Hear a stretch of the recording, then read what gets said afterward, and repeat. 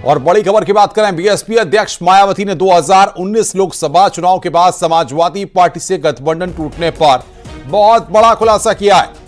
मायावती ने कहा कि चुनाव के बाद अखिलेश यादव ने बीएसपी नेताओं का फोन तक उठाना बंद कर दिया था। इसकी वजह से उन्होंने पार्टी के सम्मान के लिए समाजवादी पार्टी से गठबंधन तोड़ा था। मायावती ने इस बात का खुलासा 59 पेज की इस बुकलेट में किया है जो उत्तर प्रदेश उपचुनाव की तैयारियों के लिए बीएसपी ने छपवाई है।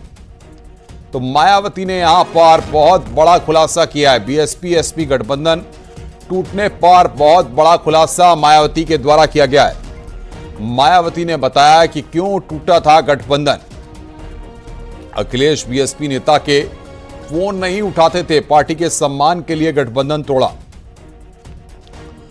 2019 लोकसभा चुनाव में बीएसपी और एसपी के बीच गठबंधन हुआ था।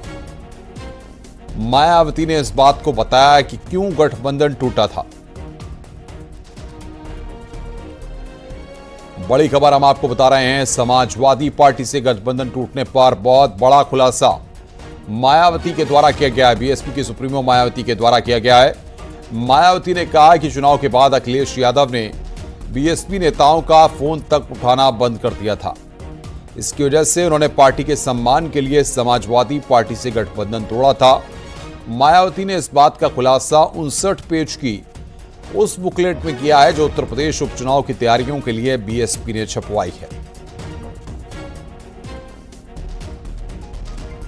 तो ये बहुत बड़ा खुलासा हम आपको कर रहे हैं। मायावती ने यह खुलासा किया है, अखिलेश यादव बीएसपी नेताओं के फोन नहीं उठाते थे। और बातचीत करने के लिए अनुराग भदौरिया समाजवादी पार्टी के प्रवक्ता हैं, वो हमारे साथ जुड़ रहे हैं।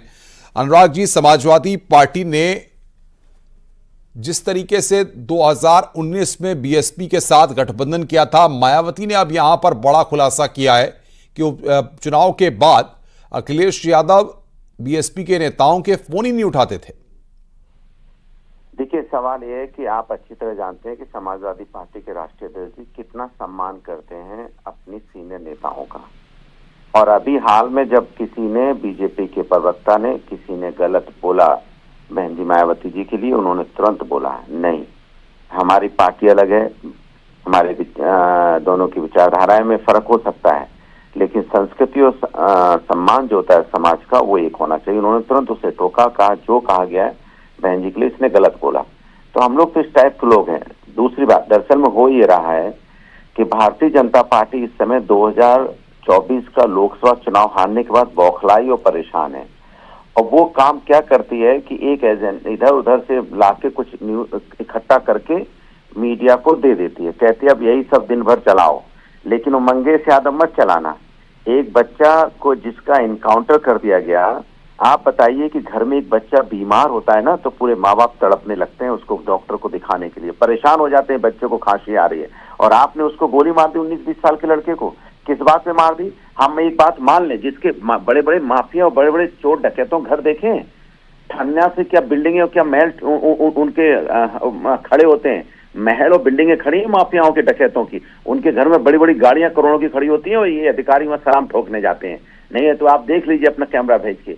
लेकिन झोपड़ी में रहने वाले व्यक्ति को आपने उसको गोली से उड़ा दिया, बोल दिया कि नहीं ये बहुत बड़ा डकैत था, माफिया था, पूरा इलाका थर्रा रहा था, पूरा उत्तर प्रदेश मंगेश यादव के नाम से कप रहा था, ऐसा आपने गोली मार दी। बताइए, आप पहला जो मुख्य आरोपी है उसको आप सरेंडर करवाते हो, और जो दूसरा है जिसके ऊपर मुकदमे भी नहीं थे, रातों रात आपने 1 लाख का मुकदमा, उसको 1 लाख का इनाम घोषित किया और उसको गोली मार दी गई। मैं आपसे पूछना चाहता हूँ, ये उसकी माँ तो देश की माँ हुई ना, झोपड़ी में रहने वाली गरीब महिला क्या कह रही है? बिल्कुल बिल्कुल, बहुत महत्वपूर्ण बात आप कह रहे हैं अनुराग भदौरिया जी। अब देखते हैं कि और इस पर क्या रिएक्शन सामने आते हैं। बहरहाल समाजवादी पार्टी ने इस पर रिएक्ट किया, बहुत बहुत शुक्रिया आपका। आगे बढ़ते हैं, मुजफ्फरनगर से खबर, सड़क हादसे में 4 की मौत हुई है। हादसे का शिकार हुए कार सवार लोग। हादसे में 2 लोगों की हालत नाजुक है। अलीगढ़ से औली जा रहे थे कार सवार, नई मंडी इलाके में हाईवे पर यह हादसा हुआ है। बड़ी खबर इस वक्त हम आपको बता रहे हैं। हापुड़ से खबर है, जहां पर नेशनल हाईवे पर हादसा हुआ है। श्रद्धालुओं से भरी पिकअप गाड़ी पलट गई है। हादसे में करीब 24 श्रद्धालु घायल हुए हैं।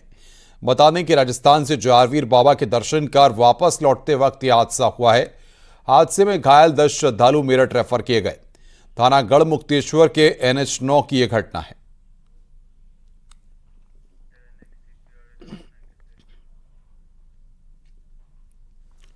झांसी से खबर है, भारी बारिश के बाद मकान गिरा है। मलबे में कई लोगों के दबे होने की आशंका है। हादसे में एक की मौत हुई है, कई लोग दबे। मौके पर राहत और बचाव का काम जारी है। मौरानीपुर में बीच बाजार में यह मकान गिरा है। यह तस्वीर हम आपको बता रहे हैं झांसी की, जहां पर मलबे में कई लोगों के दबे होने की आशंका है।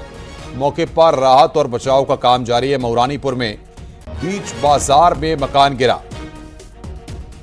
तो बड़ी खबर, भारी बारिश के बाद मकान गिरा है। मलबे में कई लोगों के दबे होने की आशंका है।